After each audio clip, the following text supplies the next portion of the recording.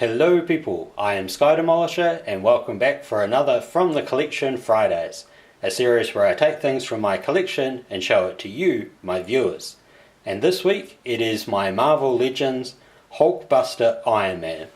Now this figure came from the very early Marvel Legends line. I can't really remember which one it was. I didn't buy it brand new.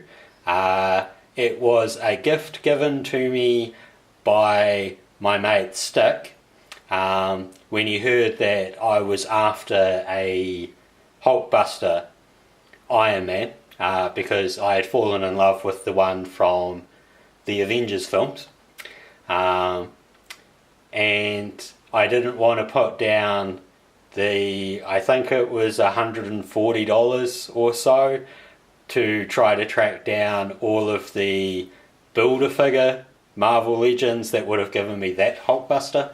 And this is far better than the Titans one that I also own. This actually has articulation in multiple joints. The Titans ones do not.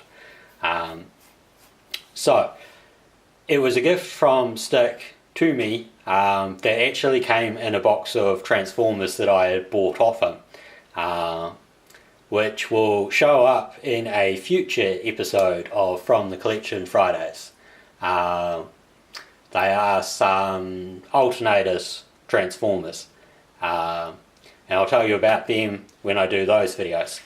So this figure is larger than 6 inches. You can see the paint apps are right around gold and red.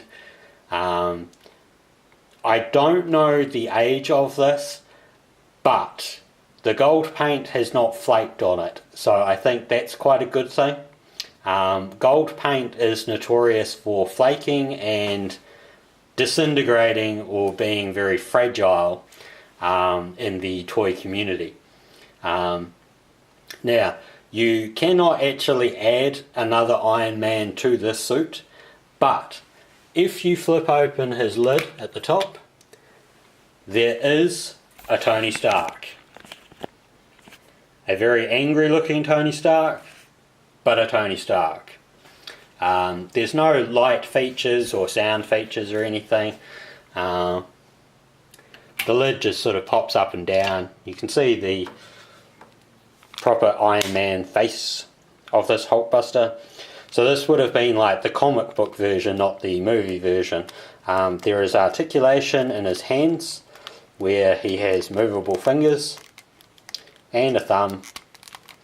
There is a bit of a swivel in here right at the palm bit like that, and there's a bit of a turn.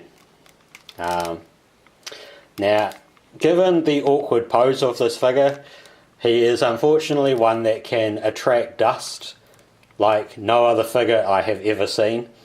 So you might see little bits of dust drop off. It's been a while, and I've had him in storage since doing a tidy up. There is a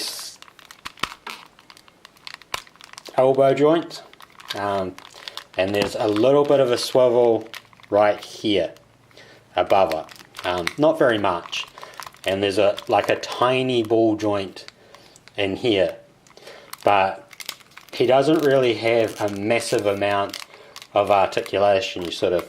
You've got the twist, and you can pull him into kind of fist modes. There's articulation at the knee as well here.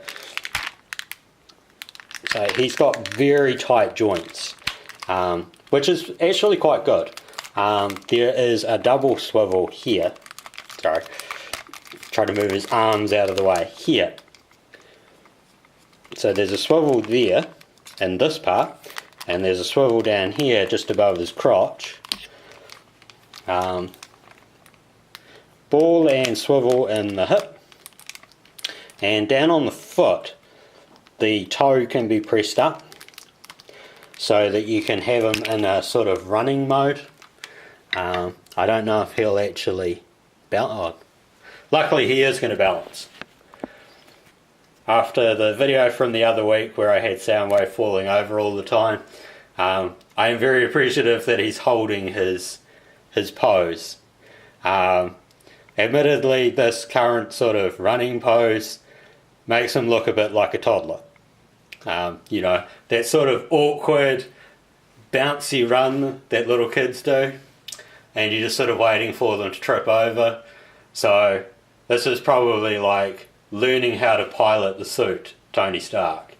All around, it's actually quite an awesome figure. The paint details on it are amazing. Although it's, you know, like it's an armoured suit, they've done well to sort of put in a kind of muscle look to it. So, in a way, he actually looks like an armoured Hulk, which is probably the reason why the Hulkbuster suit was formed in that way, because obviously it's made to fight with or subdue the Hulk. It's one of my most favourite Iron Man pieces. I own multiple suits, but the Hulkbuster suit has always been like my favourite. It's not my favourite of all the suits that Tony Stark built, because my absolute favourite is actually War Machine. I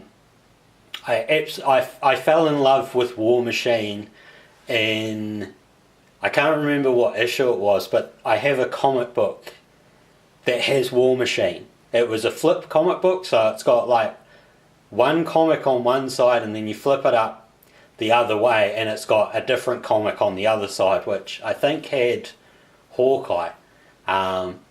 It's in my comic book storage box, so I might have to dig around and find it for a later video or something to show off. I'm not really sure if I'll ever cover comics on this as a from the collection thing, or if I'll start a different video series for it. Excuse my voice there. It's a bit cold today. So he's a really, really nifty figure. I'm quite happy that I own him. I would like to add some of the other Hulkbusters later, and other Iron Man suits. But this one really does take the cake for me. I absolutely love it. You can even see in the back here it's like moulded like it's got muscles. So he's a fantastic figure. And, you know, I suppose he's a bit dated now because the Marvel Legends figures are so much better these days than what they were in the old days. But you can see how they've built upon it from the early days. And that's why some of these older figures really have that awesome factor to them, because you can see that that's how they got to where they are now. So I hope you've enjoyed that, and until next time, take care of yourselves. Bye.